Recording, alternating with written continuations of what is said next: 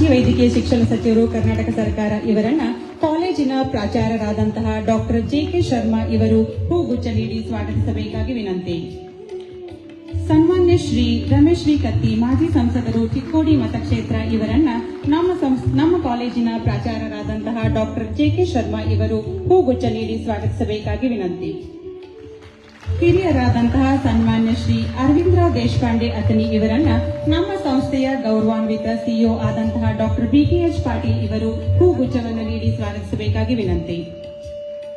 ನಂತರ ನಮ್ಮ ಸಂಸ್ಥೆಯ ಚೇರ್ಮನ್ರಾದಂತಹ ಶ್ರೀ ಎಸ್ ಬಡಕುಂದ್ರಿ ಅವರನ್ನ ನಮ್ಮ ಕಾಲೇಜಿನ ಪ್ರಾಚಾರ್ಯರಾದಂತಹ ಶ್ರೀ ಜೆ.ಕೆ. ಶರ್ಮಾ ಇವರು ಹೂಗುಚ್ಛ ನೀಡಿ ಸ್ವಾಗತಿಸಬೇಕಾಗಿ ವಿನಂತಿ.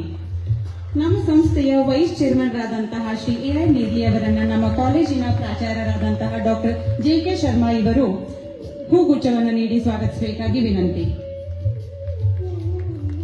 ನಮ್ಮ ಸಂಸ್ಥೆಯ ಸಿಇಒ ಆದಂತಹ ಶ್ರೀ ಬಿ.ಕೆ.ಎಚ್. ಪಾಟೀಲ್ ಇವರನ್ನ ನಮ್ಮ ಕಾಲೇಜಿನ ಪ್ರಾಚಾರ್ಯರಾದಂತಹ ಡಾಕ್ಟರ್ ಜೆ.ಕೆ. ಶರ್ಮಾ ಇವರು ಹೂಗುಚ್ಛ ನೀಡಿ ಸ್ವಾಗತಿಸಬೇಕಾಗಿ ವಿನಂತಿ. ನಮ್ಮ ಕಾಲೇಜಿನ ಪ್ರಾಚಾರ್ಯರಾದಂತಹ ಡಾಕ್ಟರ್ ಜೆ.ಕೆ. ಶರ್ಮಾ ಇವರನ್ನ ಡಾಕ್ಟರ್ ಅರುಣ್ ನರ್ಗುಂದ್ ಇವರು ಹೂಗುಚ್ಛವನ್ನು ನೀಡಿ ಸ್ವಾಗತಿಸಬೇಕಾಗಿ ವಿನಂತಿ.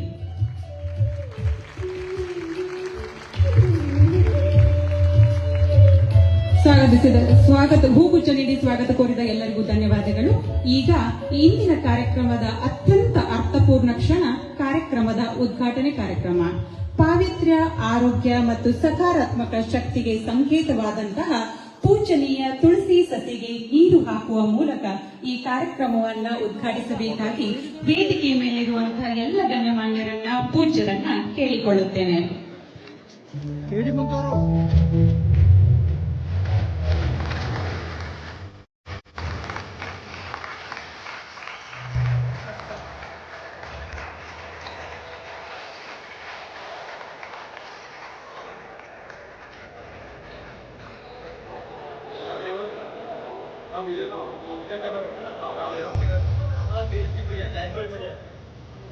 ಕಾರ್ಯಕ್ರಮವನ್ನು ಉದ್ಘಾಟಿಸಿದ ಎಲ್ಲ ಗಣ್ಯಮಾನ್ಯರಿಗೆ ಧನ್ಯವಾದಗಳು.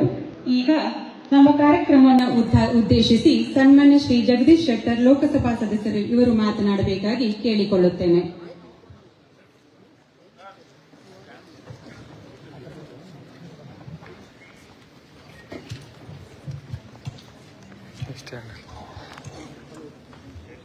ಎಲ್ಲರಿಗೂ ನಮಸ್ಕಾರ. ಇವತ್ತಿನ ಈ ಒಂದು ಸುಂದರ ಕಾರ್ಯಕ್ರಮದಲ್ಲಿ ದಿವ್ಯ ಸಾನ್ನಿಧ್ಯವನ್ನು ವಹಿಸಿಕೊಂಡಂತ ಪೂಜ್ಯರಂತ ಡಾಕ್ಟರ್ ಮಲ್ಲಿಕಾರ್ಜುನ ಮಹಾಸ್ವಾಮೀಜಿಯವರಿಗೆ ನಮಸ್ಕರಿಸಿ ಸಮಾರಂಭದ ಅಧ್ಯಕ್ಷತೆಯನ್ನು ವಹಿಸಿಕೊಂಡಂತ ಈ ಭಾಗದ ಶಾಸಕರಾದಂಥ ಬಾಲಚಂದ್ರ ಜಾರಕಿಹೊಳಿ ಅವರೇ ಮತ್ತು ಈ ಕಾರ್ಯಕ್ರಮದ ಉದ್ಘಾಟನೆ ನೆರವೇರಿಸಿದಂಥ ಕೇಂದ್ರದ ಸಚಿವರಾದಂಥ ಪ್ರಹ್ಲಾದ್ ಜೋಶಿ ಅವರೇ ಮತ್ತು ಇನ್ನೊಬ್ಬ ಹಿರಿಯರು ಮಾಜಿ ಸಚಿವರಾದಂಥ ಐ.ಬಿ. ಪಾಟೀಲ್ರೇ, ಮಾಜಿ ಸಂಸದರು ಚಿಕ್ಕೋಡಿಯ ಅನಾತ್ಮೀಯರಂತ ರಮೇಶ್ ಕತ್ತಿ ಅವರೇ ಮತ್ತು ಸಂಘದ ಹಿರಿಯರು ನಮ್ಮೆಲ್ಲರ ಮಾರ್ಗದರ್ಶಕರಂತ ಮಾನ್ಯ ಅರವಿಂದರಾವ್ ದೇಶಪಾಂಡೆ ಅವರೇ, ಈ ಒಂದು ಸಂಸ್ಥೆಯ ಸಿಇಒ ಡಾಕ್ಟರ್ ಬಿ.ಕೆ.ಎಚ್. ಪಾಟೀಲ್, ಚೇರ್ಮನ್ ಆದಂಥ ಹಿರಿಯರಂತ ಬಡಕುಂದ್ರಿ ಅವರು, ಪ್ರಿನ್ಸಿಪಾಲ್ ಅಂತ ಜೆ.ಕೆ. ಶರ್ಮಾ ಅವರು, ಉಪಾಧ್ಯಕ್ಷರೇ ಮತ್ತು ಇನ್ನಿತರ ಎಲ್ಲ ಗಣ್ಯರೇ ಮತ್ತು ಇಲ್ಲಿ ಉಪಸ್ಥಿತರಂತ ಈ ಒಂದು ಸಂಸ್ಥೆಯ ಯಾವತ್ತೂ ಅಭಿಮಾನಿ ಬಂಧುಗಳೇ ಮತ್ತು ಈ ಸಂಸ್ಥೆಯಲ್ಲಿ ಕಲಿತಕ್ಕಂಥ ಎಲ್ಲ ನನ್ನ ಆತ್ಮೀಯ ವಿದ್ಯಾರ್ಥಿನಿ ಬಂಧುಗಳೇ, ಮಾಧ್ಯಮದ ಮಿತ್ರರೇ, ಇವತ್ತೇನು ಈ ಒಂದು ಆಯುರ್ವೇದ ಮಹಾವಿದ್ಯಾಲಯ ಮತ್ತು ಆಸ್ಪತ್ರೆ ಇದರ ರಜತ ಮಹೋತ್ಸವ ಕಾರ್ಯಕ್ರಮ ನಡೀತಾ ಇದೆ. ಇದರ ಜೊತೆಗೆ ವಿದ್ಯಾರ್ಥಿಗಳ ವಸತಿ ಗೃಹ ಅಡಿಗಲ್ಲು ಸಮಾರಂಭ ನಡೀತಾ ಇದೆ. ಇದು ಬಹಳ ವರ್ಷದಿಂದ ಇರುವಂತಹ ಒಂದು ಸಂಸ್ಥೆ. ನಮ್ಮ ಸಂಸ್ಥೆಯ ಸಿಇಒ ಅವರು ಹೇಳ್ತಾ ಇದ್ರು, ಸುಮಾರು 56ನೇ ಇಸ್ವಿಯಿಂದಲೇ ಈ ಸಂಸ್ಥೆಯ ಬೆಳವಣಿಗೆಯಿಂದ ಅವರು ಹೇಳಿದರು. ಈಗ ಪೂಜ್ಯ ಸ್ವಾಮೀಜಿಯವರ ನೇತೃತ್ವದಲ್ಲಿ ಬಹಳ ಒಂದು ಉತ್ತಮವಾದಂತಹ ಶಿಕ್ಷಣ ಸಂಸ್ಥೆಗಳನ್ನು ಮತ್ತು ಆರೋಗ್ಯ ದೃಷ್ಟಿಯಿಂದ ಉತ್ತಮವಾದಂತಹ ಆಯುರ್ವೇದ ಕಾಲೇಜನ್ನು ಸಹಿತ ನಡೆಸಿಕೊಂಡು ಬಂದಿದ್ದು ಈ ಭಾಗದ ಜನರಿಗೆ, ಈ ಭಾಗದ ವಿದ್ಯಾರ್ಥಿಗಳಿಗೆ ಬಹಳ ಒಂದು ಒಳ್ಳೆಯ ರೀತಿಯಾದಂಥ ಒಂದು ಪರಿಣಾಮ ಬೀರಿದೆ ಅನ್ನುವಂಥ ಮಾತನ್ನು ಹೇಳ್ತೀನಿ. ಇವತ್ತಿನ ಸ್ವಾಮೀಜಿ ಇರ್ಬೋದು, ಹಿಂದೆ ನಮ್ಮ 3000 ಮಠದಕ್ಕೂ ಇದು ಸಂಬಂಧ ಬಹಳ. ಹಿಂದಿನ ಜಗತ್ತುಗಳು ಅವರಂತೂ ಬಹಳಷ್ಟು ಹಿರಿಯರು ಬಹಳ ಸಲ ಅಲ್ಲೇನ ಹುಬ್ಳಿಯಲ್ಲಿ ಸ್ವಲ್ಪ ಆರಾಮ ಅನಿಸಿಲ್ಲ ಅಂತಂದ್ರೆ ಏನಾದರೂ ವಿಶ್ರಾಂತಿ ತಗೊಳ್ಬೇಕಂದ್ರೆ ಅವರು ನಾ ಗಡಪ್ರಭಕ್ಕೆ ಹೋಗ್ತೀನಿ ಅಂತಿದ್ರು. ಈಗ ನಮ್ಮ ತಂದೆಯವರಿಗೆ ಅವ್ರಿಗೆ ಬಹಳಷ್ಟು ಆತ್ಮೀಯತೆ. ಹೀಗಾಗಿ ಯಾವಾಗಲೂ ಹೇಳ್ತಾರೆ, ನಾ ಗಡಪ್ರಭು ಹೋಗಿದ್ರೆ ಒಂದ್ 2 ದಿವಸ ಇದ್ದು ಬರ್ತಿದ್ರಿ, ಒಂದು ವಾರ ಇದ್ದು ಬರ್ತೀನಿ ಅಂತ.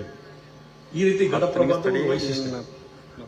ಮತ್ತು ಈ ಕಾರ್ಯಕ್ರಮ ಇವತ್ತು ನನಗಿಲ್ಲೇ ಮುಖ್ಯ ಅತಿಥಿ ಕರೀಲಿಕ್ಕೆ ಇವತ್ತೇನು ಬೆಳಗಾವಿ ಭಾಗದಿಂದ ನಾನು ಲೋಕಸಭಾ ಸದಸ್ಯನಾಗ ಇವತ್ತು ಜನರ ಒಂದು ಆಶೀರ್ವಾದದಿಂದ ಆಯ್ಕೆ ಆಗಿದೆ. ನಿಮ್ಮೆಲ್ಲರ ಆಶೀರ್ವಾದದ ಆಯ್ಕೆ ಆಗಿದೆ. ಮತ್ತು ಈ ಘಟಪ್ರಭ ನನ್ನ ಕ್ಷೇತ್ರದಲ್ಲಿ ಬರುವಂತಹದ್ದು. ಮತ್ತು ಈ ಘಟಪ್ರಭ ಈ ಒಂದು ಆಸ್ಪತ್ರೆ ಮತ್ತೊಂದು ನೇಚುರೋಪತಿ ಒಂದು ಅಭಿಮಾನದ ಸಂಗತಿ. ಇವೆಲ್ಲ ಆಸ್ಪತ್ರೆ ಮತ್ತು ಮೊದಲಿಂದಲೂ ಸಹಿತ ಈ ನೇಚುರೋಪತಿ ಟ್ರೀಟ್ಮೆಂಟ್ ತೆಗೆದುವಂತದ್ದು ಮತ್ತೊಂದು ನನ್ನ ಹವ್ಯಾಸ ಇದೆ. 6 ವರ್ಷದಿಂದ ನಾನು ಮಾಡ್ತಾ ಇದ್ದೆ. ಹಿಂದೆ ನಾನು ಬಹುಶಃ ಆರ್ಡಿಪಿ ಮಿನಿಸ್ಟರ್ ಇದ್ದಾಗೋ ಸ್ಪೀಕರ್ ಇದ್ದಾಗೋ ಇಲ್ಲಿ 2 ಸಲ ಬಂದು ವಿಸಿಟ್ ಮಾಡಿದ್ದೆ. ಸ್ವಲ್ಪ ಹೊತ್ತಿದ್ದು ಎಲ್ಲ ಕಡೆನೂ ಅಡ್ಡಾಡಿ ಇಲ್ಲಿ ಮಾಹಿತಿಯನ್ನು ತಿಳ್ಕೊಂಡು ಹೋಗಿದ್ದೆ ನಾನು. ಈ ರೀತಿ ಇನ್ನೂ ಉತ್ತಮವಾಗಿ ಈ ಒಂದು ನೇಚುರೋಪತಿ ಬೆಳೀಲಿ ಅನ್ನುವಂಥದ್ದನ್ನು ಆ ಸಂದರ್ಭದಲ್ಲಿ ನಾನು ಹೇಳಿದ್ದೆ.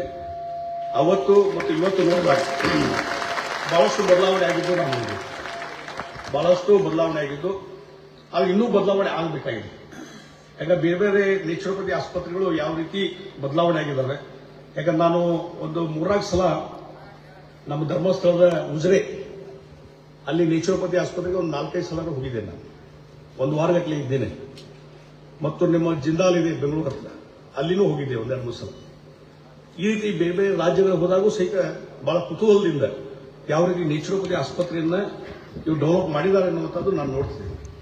ಆ ರೀತಿ ಇವತ್ತು ಈ ಒಂದು ಬದಲಾವಣೆ ಇಲ್ಲಿಯೂ ಆಗಬೇಕು, ಆಗಿದೆ, ಇನ್ನೂ ಹೆಚ್ಚು ಬದಲಾವಣೆ ಆಗಬೇಕು ಅನ್ನುವಂಥದ್ದು ಈ ಸಂದರ್ಭ ಹೇಳ್ತೀನಿ. ಯಾಕಂದ್ರೆ ಈಗ ನೇಚುರೋಪತಿ 12 ಎಕರೆ, ನಾನು ನಮ್ಮ ಮುಖ್ಯಸ್ಥಕ್ಕೆ 12 ಎಕರೆ ಜಮೀನಿದೆ. ಒಟ್ಟು ಇಡೀ ಕ್ಯಾಂಪಸ್ಸು ಒಂದು 45 ಎಕರೆ ಇರ್ಬೋದು. 45 ಎಕರೆ 35. ಹೀಗಾಗಿ ಇಲ್ಲಿ ಇನ್ನೂ ಹೆಚ್ಚು ಬೆಳವಣಿಗೆ ಆಗಲಿಕ್ಕೆ ಒಂದು ಸಾಧ್ಯತೆ ಇದೆ. ಮತ್ತು ಉತ್ತರ ಕರ್ನಾಟಕ ಭಾಗದಲ್ಲಿ ಈ ರೀತಿಯಾದಂತಹ ನೇಚುರೋಪತಿ ಇರುವಂತದ್ದು ಬಹಳ ಕಡಿಮೆ. ಆ ಹಿನ್ನೆಲೆಯಲ್ಲಿ ಇದು ಇನ್ನೂ ಹೆಚ್ಚು ಬೆಳವಣಿಗೆ ಆದರೆ ಇನ್ನೂ ಹೆಚ್ಚು ಜನರಿಗೆ ಅನುಕೂಲ ಆಗ್ತದೆ ಅನ್ನುವಂಥದ್ದು. ಮತ್ತು ನಾನು ಮುಂದೆ ಎಲ್ಲಾದ್ರೂ ಇನ್ನು ನೇಚುರೋಪತಿ ಹಾಸ್ಪಿಟಲ್ಗೆ ಹೋಗ್ಬೇಕಂತಂದ್ರೆ ನೆಕ್ಸ್ಟ್ ನಾನು ಘಟಪ್ರಭಕ್ಕೆ ಬರ್ತೀನಿ. ಉಜಿರೆಗೆಲ್ಲ ನೆಕ್ಸ್ಟ್ ಇಲ್ಲೇ ಬರ್ತೀನಿ. ಹೀಗಾಗಿ ಒಂದು ಏನಾಗಿದೆ, ಇವತ್ತು ನಮ್ಮ ಅಲೋಪತಿ ಮತ್ತೊಂದು ಆ ಒಂದು ವ್ಯವಸ್ಥೆಯಲ್ಲಿ ಇವತ್ತು ಆಯುರ್ವೇದಕ್ಕೆ ಹೆಚ್ಚು ಮಹತ್ವ ಬಂದದ್ದು, ಹೋಮಿಯೋಪತಿಗೆ ಹೆಚ್ಚು ಮಹತ್ವ ಬಂದದ್ದು. ಈ ಆಯುರ್ವೇದಕ್ಕಂತೂ ಈಗಂಕರು ಇಲ್ಲಿ ಯಾರು ಇದರಲ್ಲಿ ಆಯುರ್ವೇದಿಕ್ ಮೆಡಿಕಲ್ ಕಾಲೇಜಲ್ಲಿ ಕಲಿತಾರ ಅವ್ರು ಸಿಕ್ಕಾಪಟ್ಟೆ ಡಿಮಾಂಡ್ ಬಂದದೀಗ, ಅಡ್ಮಿಷನ್ಗೂ ಡಿಮಾಂಡ್ ಬಂದದೀಗ. ಮತ್ತೆ ಹಿಂಗಿರ್ಲಿಲ್ಲ, ಈಗ ಬಹಳಷ್ಟು ಬೇಡಿಕೆ ಬಂದದ್ದು. ಅಂದ್ರೆ ಅದು ಮಹತ್ವ ಜನರಿಗೆ ಗುರುತಾಗ್ತದೆ ಮತ್ತು ಅದು ಅಧ್ಯಯನದಿಂದ ಅಭ್ಯಾಸದಿಂದ ಯಾವ ರೀತಿ ಇದು ಮಹತ್ವ ಇದೆ ಅನ್ನುವಂಥದ್ದು ಇವತ್ತು ವಿದ್ಯಾರ್ಥಿಗಳಿಗೆ ಮತ್ತು ಸಮಾಜದ ಜನರಿಗೂ ಗುರುತಾಗಿರ್ತದೆ. ಹೀಗಾಗಿ ಈ ಒಂದು ಆಯುರ್ವೇದ ಮೆಡಿಕಲ್ ಕಾಲೇಜ್ ಇವತ್ತು 25 ವರ್ಷ, ಬಹುಶಃ ಅವರು ಬಿಗಿನಿಂಗ್ ಪ್ರಾರಂಭ ಮಾಡಿದಾಗ ಇಷ್ಟು ಮಹತ್ವ ಇರಲಿಲ್ಲ. ನೀವೇನೋ ಆಯುರ್ವೇದಿಕ್ ಒಂದು ಮೆಡಿಕಲ್ ಕಾಲೇಜ್ ಮಾಡ್ಬೇಕಂತ ಮಾಡಿದ್ರೆ ಅವಾಗ ಇಷ್ಟು ಬೇಡಿಕೆ ಇರಲಿಲ್ಲ. ಆದ್ರೆ 25 ವರ್ಷ ಆದ್ಮೇಲೆ ಬಹಳಷ್ಟು ಬೇಡಿಕೆ ಇದೆ, ಇನ್ನೂ ಹೆಚ್ಚು ಬೇಡಿಕೆ ಆಗ್ತದೆ. ಇನ್ನು ಇನ್ನೂ ಹೆಚ್ಚು ಬೆಳವಣಿಗೆ ಮಾಡ್ರಿ ಅನ್ನುವಂಥದ್ದನ್ನು ಈ ಸಂದರ್ಭದಲ್ಲಿ ನಾನು ಹೇಳ್ತಾ ಇದ್ದೇನೆ. ಮತ್ತು ಇದರ ಜೊತೆಗೆ ಒಂದು ನಾನು ಹೇಳ್ತೀನಿ, ಇವತ್ತು ನಮ್ಮ ದೇಶದ ಪ್ರಧಾನಮಂತ್ರಿ ನರೇಂದ್ರ ಮೋದಿಜಿ ಅವರು ಸಹಿತ ಈ ಮೋದಿಜಿಯವರಂತೂ ಅವರು ಪ್ರಧಾನಮಂತ್ರಿ ಆದ್ಮೇಲೆ ಈ ರೀತಿಯಾದಂತಹ ಒಂದು ಸಂಸ್ಥೆಗಳಿಗೆ ಈ ರೀತಿ ನೇಚುರೋಪತಿ ಟ್ರೀಟ್ಮೆಂಟ್ ಮತ್ತೊಂದಕ್ಕೆ ಆಯುರ್ವೇದಕ್ಕೆ ಹೆಚ್ಚು ಮಹತ್ವ ಬಂದದ್ದು. ಮತ್ತು ಬಹಳ ಮುಖ್ಯವಾಗಿ ಯೋಗ ಆಚರಣೆ ಮಾಡ್ತೀವಿ ನಾವು. ಜೂನ್ 21 ಪ್ರತಿ ವರ್ಷ ನಾವು ಯೋಗ ದಿನಾಚರಣೆ ಮಾಡ್ತೀವಿ. ಯೋಗ ದಿನಾಚರಣೆ ನಮ್ಮ ದೇಶಕ್ಕೆ ಮಾತ್ರ ಸೀಮಿತ ಇತ್ತು.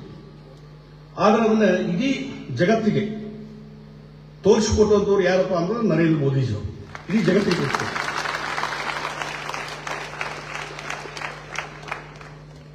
ಈ ಯೋಗ ದಿನಾಚರಣೆಯನ್ನ ಕೇವಲ ಭಾರತ ದೇಶ ಅಲ್ಲ, ಇಡೀ ಜಗತ್ತಿನಲ್ಲಿ ಯೋಗ ದಿನಾಚರಣೆ ಮಾಡಬೇಕಂತ ಹೇಳಿ ವಿಶ್ವಸಂಸ್ಥೆಗೆ ರಿಕ್ವೆಸ್ಟ್ ಮಾಡಿಕೊಂಡು ವಿಶ್ವಸಂಸ್ಥೆಯ ಮುಖಾಂತರ ಯೋಗ ದಿನಾಚರಣೆಯನ್ನು ಡಿಕ್ಲೇರ್ ಮಾಡಿ ಇಡೀ ಜಗತ್ತಿನಲ್ಲಿ ಅದರ ಪರಿಣಾಮವನ್ನು ಅದು ಪ್ರಭಾವ ಬೀರುವಂತದ್ದು ಯಾರಾದ್ರೂ ಮಾಡಿದ್ರೆ ಮೋದಿಜಿ ಅವರು. ಬಹುಶಃ ನೀವು ನೋಡ್ತಾ ಇದ್ದೀವಿ ಆ ಯೋಗ ದಿನಾಚರಣೆ ದಿವಸ ನಾವು ಇಡೀ ದೇಶದಲ್ಲಿ ಪ್ರತಿಯೊಂದು ನಗರ ಪಟ್ಟಣದಲ್ಲಿ ಸಹಿತ ಆ ಯೋಗ ಎಕ್ಸಸೈಸ್ ಮತ್ತು ಧ್ಯಾನವನ್ನ ಮಾಡುವಂಥದ್ದು ನಾವು ನೋಡಿದ್ದೀವಿ. ಇಷ್ಟೇ ಅಲ್ಲ, ದೇಶ ವಿದೇಶದಲ್ಲಿ ಸಹಿತ ನೂರಾರು ಕಂಟ್ರಿಗಳಲ್ಲಿ, ನೂರಾರು ರಾಷ್ಟ್ರಗಳಲ್ಲಿ ಈ ಯೋಗ ದಿನಾಚರಣೆ ಸ್ಟಾರ್ಟ್ ಆಗಿದೆ.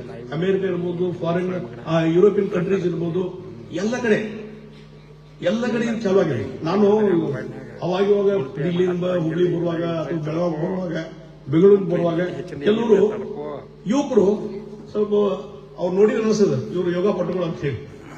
ಅದು ನಮ್ಮ ಧಾರವಾಡ ಜಿಲ್ಲೆಯಲ್ಲಿ ಇರ್ಬೋದು ಅಥವಾ ಬೆಳಗಾವಿ ಜಿಲ್ಲೆಯಲ್ಲಿ ಇರ್ಬೋದು, ಬೇರೆ ಬೇರೆ ಜಿಲ್ಲೆಗಳಿಂದ ಅವರು ಫ್ಲೈಟ್ ಅಲ್ಲಿ ಸಿಗ್ತಾರೆ. ನೀವು ಎಲ್ಲಿ ಹೋಗಿದ್ರಪ್ಪ, ಎಲ್ಲಿಂದ ಬಂದ್ರಿ ಅಂತ ಕೇಳಿದ್ರೆ, ಇಲ್ರಿ ನಾವು ಮಲೇಷ್ಯಾಕ್ಕೆ ಹೋಗಿದ್ವಿ, ಆಮೇಲೆ ಯುರೋಪ್ ಕಂಟ್ರೀಸ್ ಹೋಗಿದ್ವಿ.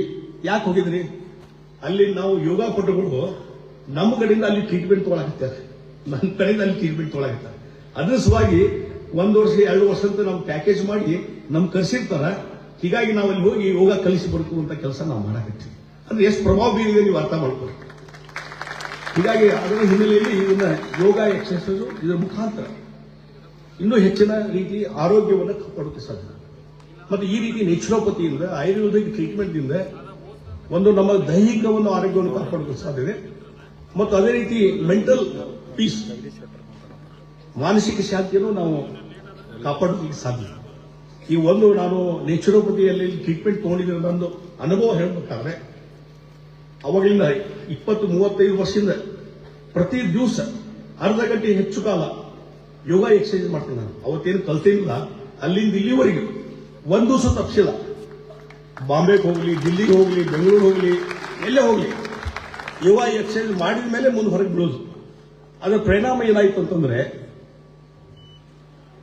ಇದು ಬಂದಿತ್ತಲ್ಲ 18-19 ಕೋವಿಡ್ದಾಗ ನಾನು 2 ಇನ್ಚಾರ್ಜ್ ಇದ್ದೆ, ಬೆಳಗಾವಿ ಮತ್ತು ಧಾರವಾಡದ್ದು. ಎಲ್ಲ ಕಡೆ ಮೀಟಿಂಗ್ ತಗೊಂತಿದ್ದೆ. KMC ಆಸ್ಪತ್ರೆ, ಬೆಳಗಾವಿ ಆಸ್ಪತ್ರೆ ಎಲ್ಲ ಕಡೆ ವಿಸಿಟ್ ಮಾಡ್ತಿದ್ದೆ. ಇಷ್ಟೆಲ್ಲ ವಿಸಿಟ್ ಮಾಡಿದಾಗೂ ಸದ್ಯಕ್ಕೆ ಕೋವಿಡ್ ನನ್ನ ಕಡೆ ಬರಲಿಲ್ಲ ಅಂತ ತಿಳ್ಕೊಂಡ್ಬಿಡ್ರಿ. ಕೋವಿಡ್ ನನ್ನ ಕಡೆ ಬರಲಿಲ್ಲ, ಅದರಿಂದ ಏನು ಅಫೆಕ್ಟ್ ಆಗಲಿಲ್ಲ. ಅದಕ್ಕೆ ನಾ ಇವತ್ತು ನಂಬಿದ್ದು ಅದಕ್ಕೆ ಯೋಗ ಅಂತ ಹೇಳಿ. ಮತ್ತು ಇದ್ರ ಜೊತೆಗೆ ಇನ್ನೊಂದು ಉದಾಹರಣೆ ಕೊಡ್ತೀನಿ. ಇಲ್ಲಿವರೆಗೆ, ಈ ಕ್ಷಣದವರೆಗೆ 69+ ಇಲ್ಲಿವರೆಗೆ ಇದರಿಂದ ನನಗೆ ಶುಗರು ಇಲ್ಲ, ಬಿಪಿನೂ ಇಲ್ಲ. ಇದು ಅರ್ಥ. ಅದಕ್ಕಾಗಿ ಈ ಯೋಗದ ಮಹತ್ವ ಬಹಳ ಇದೆ, ನೇಚುರೋಪತಿ ಬಹಳ ಮಹತ್ವ ಇದೆ, ಆಯುರ್ವೇದಿಕ ಬಹಳ ಮಹತ್ವವಿದೆ. ಅದಕ್ಕಾಗಿ ಈ ಒಂದು ವೇದಿಕೆ ಮುಖಾಂತರ ಇದರ ಬಗ್ಗೆ ಹೆಚ್ಚು ಅಧ್ಯಯನ, ಹೆಚ್ಚು ಜನರಿಗೆ ತಿಳುವಳಿಕೆ ಮಾಡುವಂಥದ್ದು. ಆದರೆ ಇವತ್ತು ಔಷಧ ಇದಕ್ಕೆ ಸಾವಿರಾರು ರೂಪಾಯಿ ಖರ್ಚು ಮಾಡ್ತೀವಿ, ಲಕ್ಷಾಂತರ ರೂಪಾಯಿ ಖರ್ಚು ಮಾಡ್ತೀವಿ. ಯಾವುದೇ ಹಣ ಖರ್ಚು ಮಾಡಲಾರ್ದೇ ದೈಹಿಕವಾಗಿ ಆರೋಗ್ಯವನ್ನು ಕಾಪಾಡಿಕೊಂಡು ಹೋಗಲಿಕ್ಕೆ ಸಾಧ್ಯ.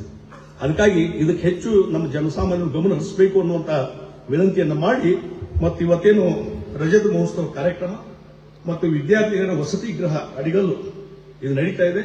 ಇದು ಇನ್ನೂ ಹೆಚ್ಚು ಬೆಳವಣಿಗೆ ಆಗಲಿ ಮತ್ತು ಇನ್ನೂ ಹೆಚ್ಚು ಈ ಭಾಗದ ಜನರಿಗೆ ಉಪಯೋಗ ಆಗಲಿ ಅನ್ನುವಂಥದ್ದನ್ನು ಹೇಳಿ, ಇವತ್ತು ಈ ಶಿಕ್ಷಣ ಸಂಸ್ಥೆಯನ್ನ ಬೆಳೆಸುವಂತ ಕೆಲಸವನ್ನ ಪೂಜ್ಯ ಡಾಕ್ಟರ್ ಮಲ್ಲಿಕಾರ್ಜುನ ಸ್ವಾಮೀಜಿಯವರ ನೇತೃತ್ವದಲ್ಲಿ ಬಹಳ ಒಳ್ಳೆ ರೀತಿಯಿಂದ, ಒಳ್ಳೆ ಸಂಘಟನೆ, ಒಳ್ಳೆ ಪ್ರಭಾವದಿಂದ ಇವತ್ತು ಇಲ್ಲಿ ಆಡಳಿತ ನಡೀತದೆ. ನಮ್ಮ ಹಿರಿಯರು ಅಧ್ಯಕ್ಷರಿದ್ದಾರೆ, ನಮ್ಮ ರಮೇಶ್ ಕತ್ತಿಯವರು ಹೇಳಿದ್ರು, ನಮ್ಮ ತಂದೆಯವರ ಕಾಲದಿಂದ ಇವರು ಇಲ್ಲೇ ಕೆಲಸ ಮಾಡ್ತಾ ಅಧ್ಯಕ್ಷರಿದ್ದಾರೆ, ಅವರು ಸಂಘಟನೆ ಮಾಡ್ತಾ ಇದಾರಂತ.